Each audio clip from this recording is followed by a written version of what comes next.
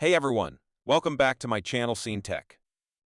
In today's video, we're going to dive into a feature that Instagram recently introduced called Threads. This handy tool allows you to have more private and focused conversations with your close friends.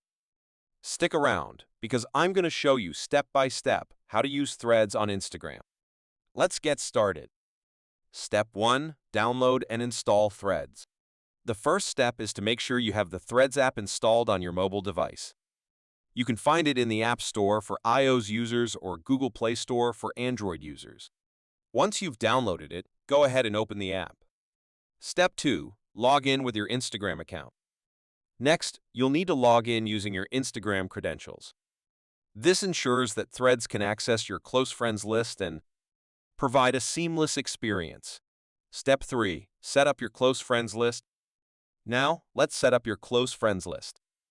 This is crucial because Threads will focus on conversations with the people you interact with the most. You can add or remove friends as needed. Step 4. Explore the home screen. Once you're in, take a look at the home screen. You'll see a list of your close friends at the top. This is where your conversations will be displayed.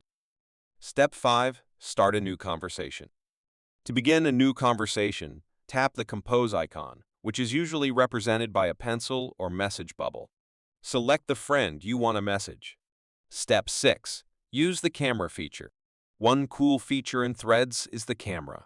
You can send photos and videos with just a swipe, making it easy to share moments with your close friends.